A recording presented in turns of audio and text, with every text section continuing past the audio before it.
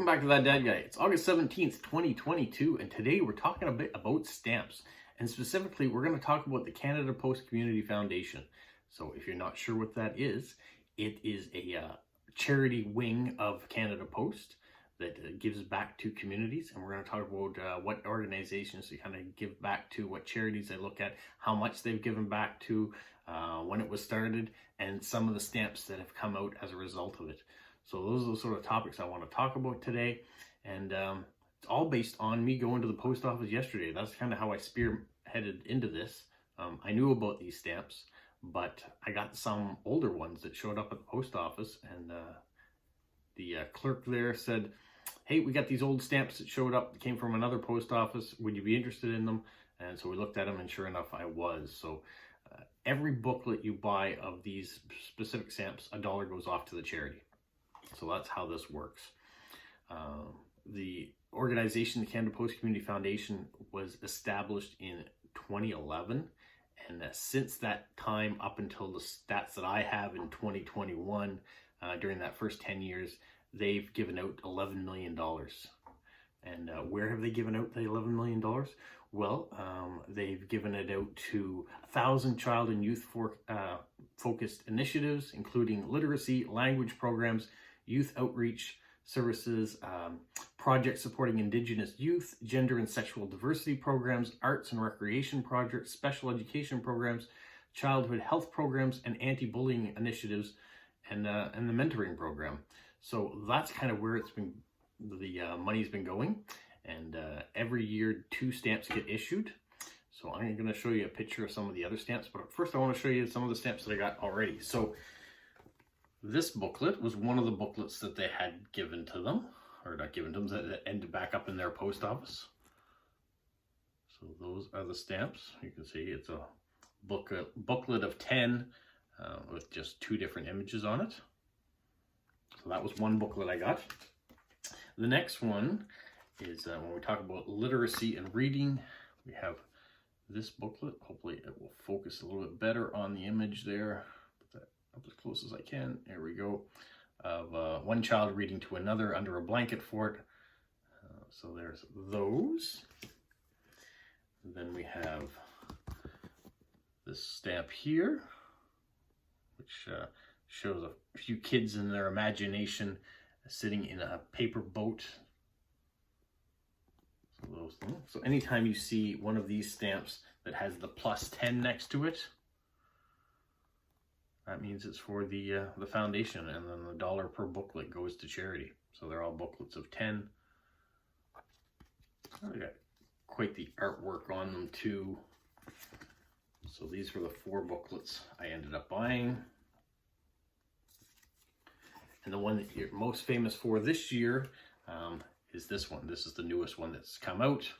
I'm sure you've already seen it. I've already done a video on it, but these are the sunflowers, and the money goes to Ukraine. So yeah, so the very first time that they put out one of these semi-postal stamps was actually in 1976 for the Olympics that were being held in Montreal. So it was a way for the country to do some fundraising in order to help pay for those games. I think we may still be paying for those games, I'm not sure, but the stamps came out for that. So I'm going to turn the camera around and you can actually see the 3 stamps they put out in 1976 to raise money, or at least that raise money for the 1976 Montreal games. They're in my father's collection, thank goodness. They're nice stamps, pretty simple, but it had the right purpose. Here are a few of the different ones over the years that have come out. This one right here is the other one that came out this year. To go with the Ukrainian one, you'll see a few of the images of stamps I already have. I really like this one in 2019 that came out, the ice cream and the popsicle holding hands. This stamp came out last year, and that was to raise money for Indigenous youth. There's a few varieties there.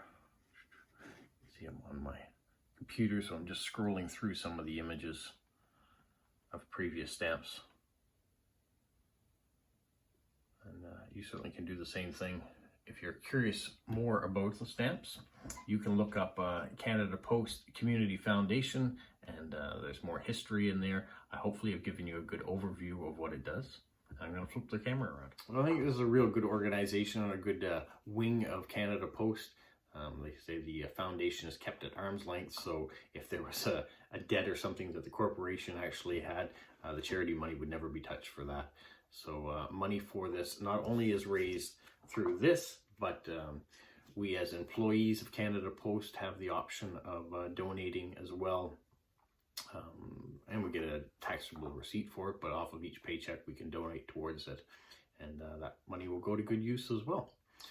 So that is really what I wanted to talk about today.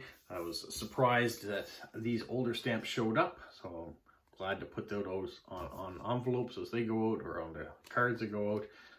I really love the Ukrainian ones, of course, that have come out this year, so happy to continue supporting those. And hopefully other people within Canada are buying these stamps as well, because the money's going to a good cause. And good cause is plural. Lots of people are getting to benefit from the money raised off of these stamps and from donations from Canada Post employees.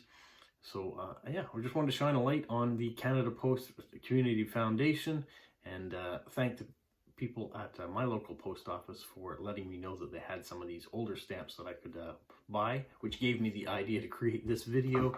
And hopefully it's something more interesting for those of you that collect stamps out there, or those of you that are just interested in things that are going on in different postal systems.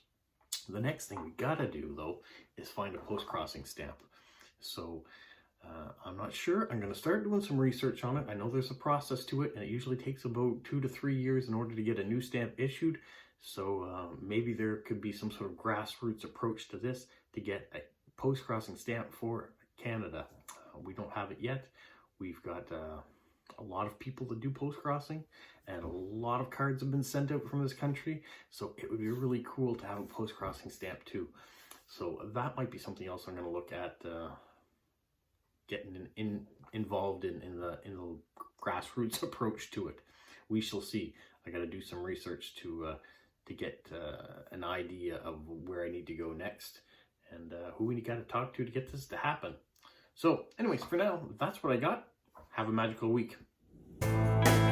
What, Polo? You say like, subscribe, share, and tell all your friends? Who's a good boy? Who's a good boy?